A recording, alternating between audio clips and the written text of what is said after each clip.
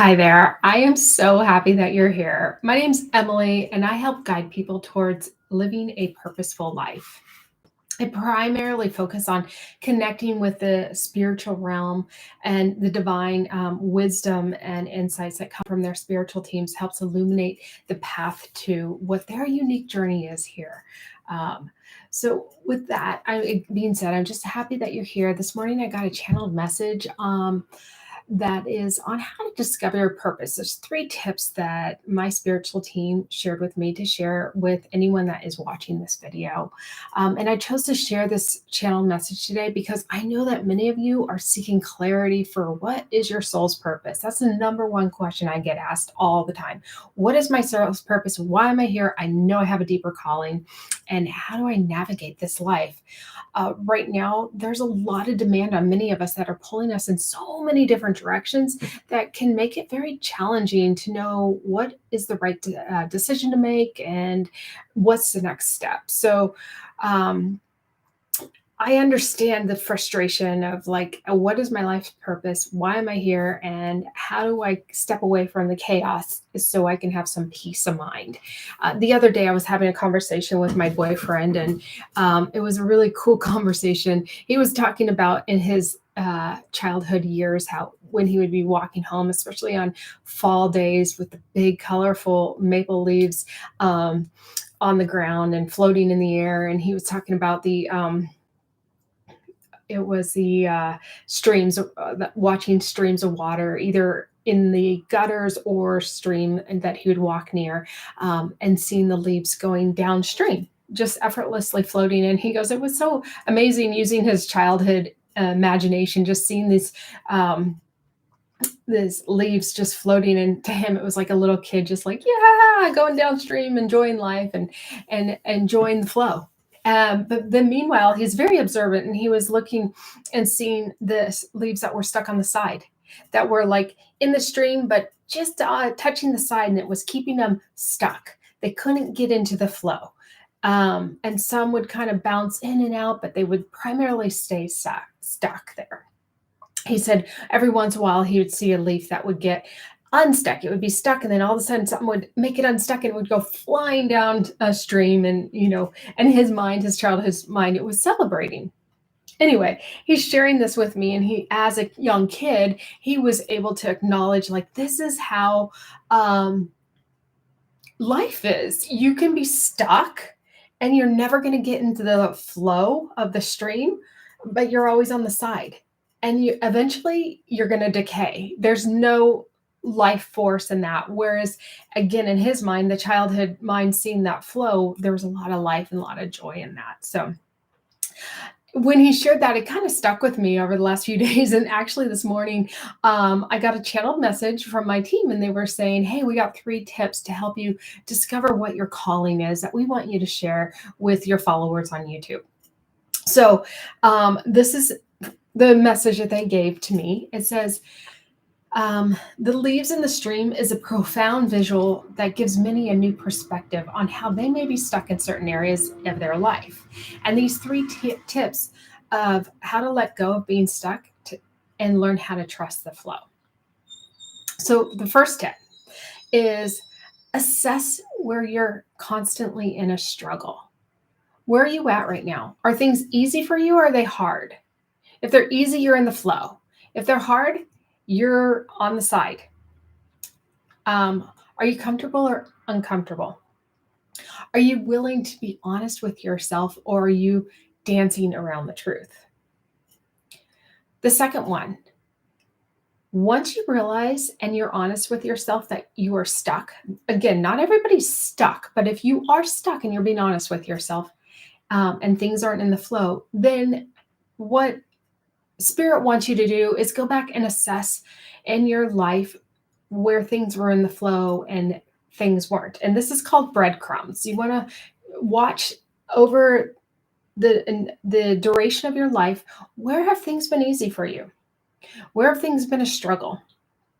What did you love as a young kid but never pursued because of fear of it wasn't within the societal norms or whatever it may be? But assess, take the time to just assess. Like as a kid, maybe you loved art, but you ended up getting an engineering degree, whatever it may be. That's an extreme example, but that's exactly what they're wanting you to do is assess. Okay, yes, I love this certain areas of my life. However, I went the opposite. And the opposite is struggle. It doesn't feel good to me. Now that you see that there's small truths that have always been there, they want you to take one step towards your calling. So as you take the one step,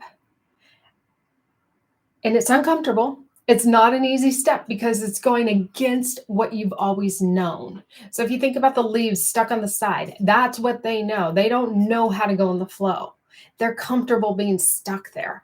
But as you do that one step, then spirit steps in and will take the next 10 steps for you. And that's a quote by Joseph Campbell. So things will become easier for you. You still have to work. It's not saying you don't work and everything falls into place. You still have to work, but the effort is not as much of a heavy lift. It's not much as of a rub, and things are more fulfilling for you. It's like you're working and you're enjoying the process, and things are like falling into place. Doors are opening for you that unexpectedly. Miracles happen here. So your calling is easy once you're in the flow and you trust the process. And spirit will have your back because you are actually fulfilling your purpose of why you chose to come here. So I just want to share a quick story so you can kind of see my personal, it's not necessarily about me, but my personal connection to this story so you can kind of relate to it in your own area. So as a young kid, I had a learning disability. Things were tough for me at school. I hated going to school. It was just torture, to be honest with you. Struggle. Meanwhile, as a young kid, I could see spirits. I could talk to spirits. I liked it. It was fun. So that was easy. Then as life went on, I cut off the spiritual realm and I focused just on school, struggle.